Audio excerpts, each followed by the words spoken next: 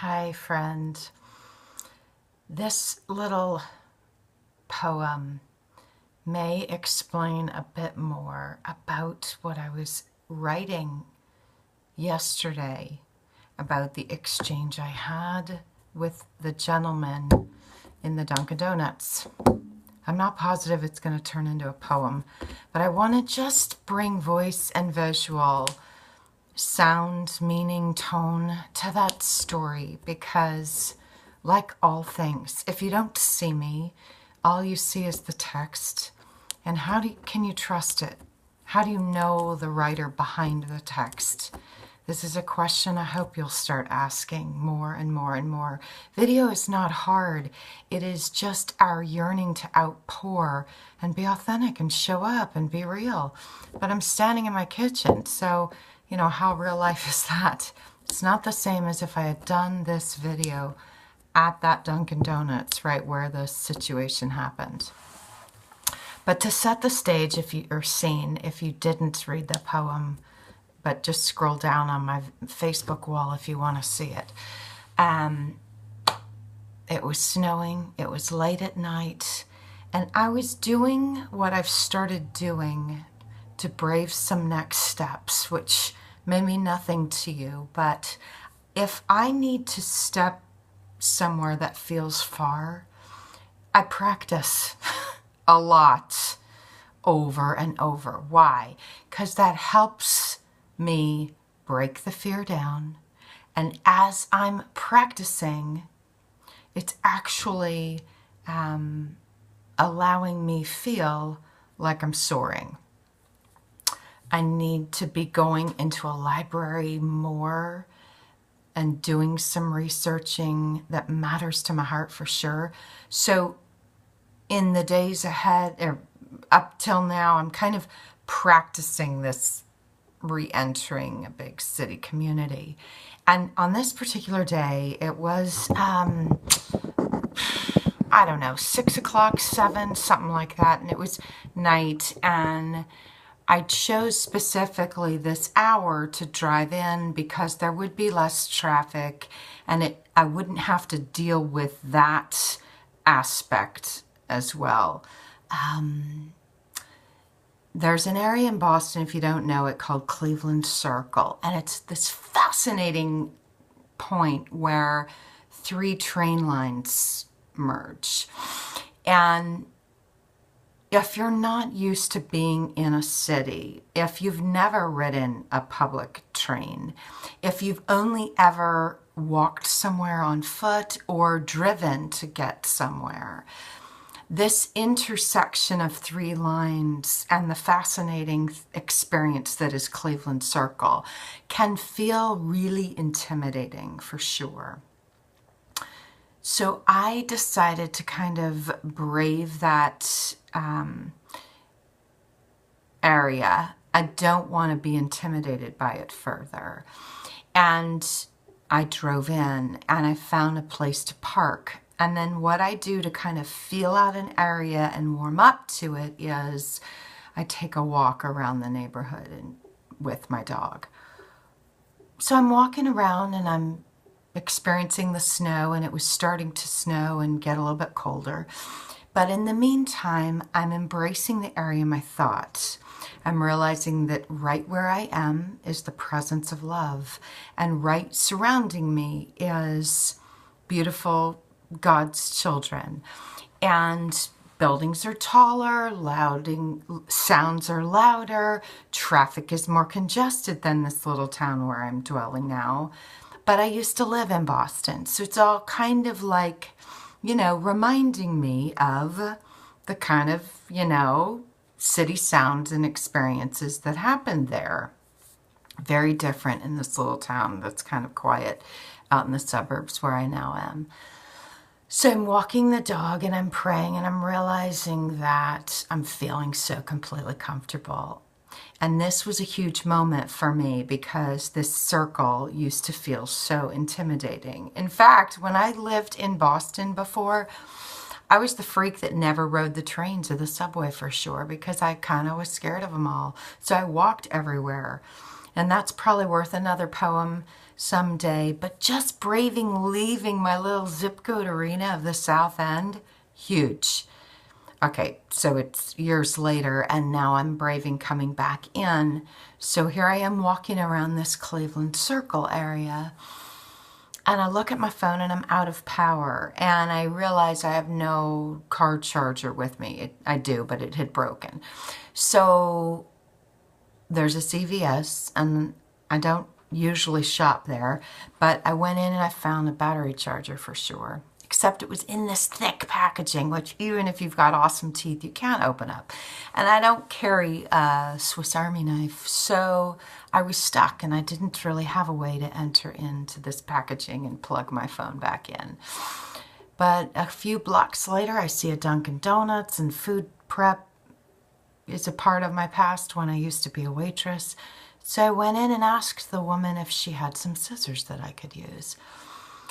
And here's the substance of the story, which I had written a couple days ago. She somewhat ignored me and was kind of perturbed. I hadn't butt in. I waited for her to finish with all of her clients, yet she just was spent. As I'm kind of healing my desire to kind of react and kind of persuade her into lending me scissors, I hear a gruff voice, "I help you, come, sit." And this might have seemed like, an answer, except the voice was gruff, the tone was insistent, he was telling me what to do, and whew, to that I resist much. And yes, it was a man. I tend to resist that tone from a man, probably more so than a woman, but anybody telling me out of the blue, it's hard to get used to. So he said to me again, as if I hadn't heard him, "Sit, I help you, come."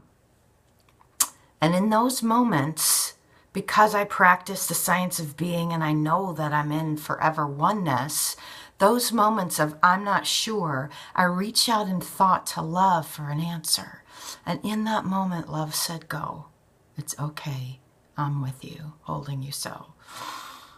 We're not far, right? I mean, you know what Dunkin' Donuts is. It's small, there's 20 tables, and there's others in this establishment.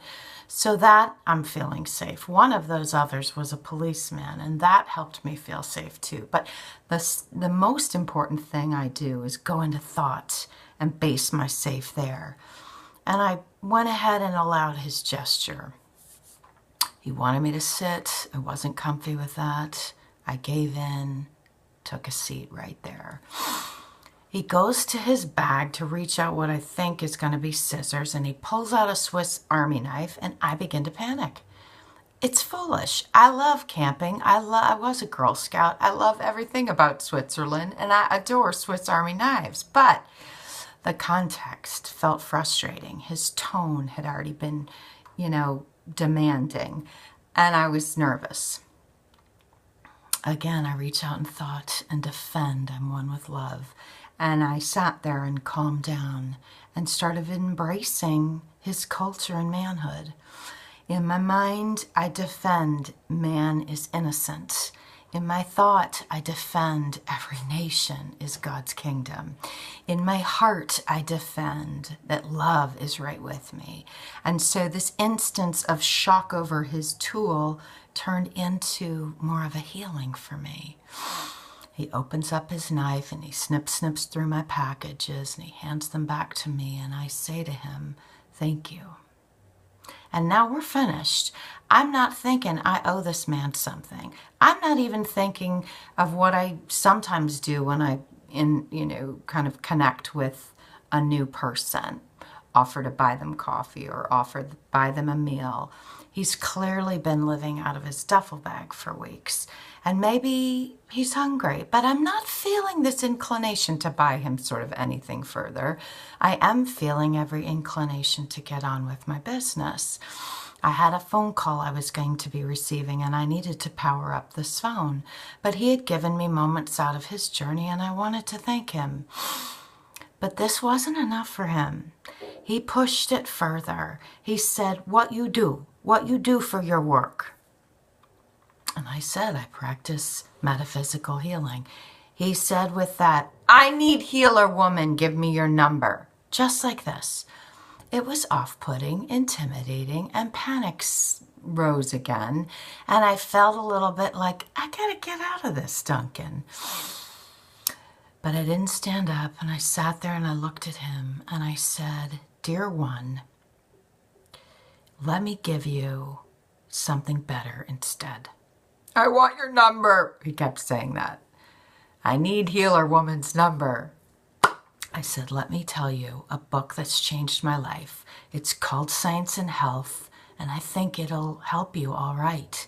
I gave him the author, Mary Baker Eddy, and I told him he could look up it on his little phone right there.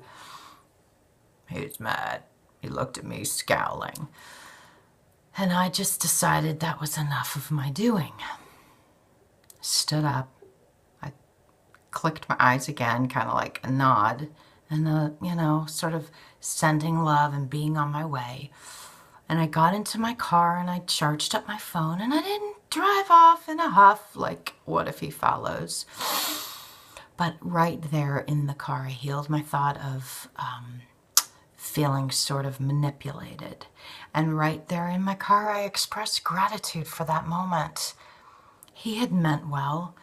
He gave of himself. He opened the packages. We were well.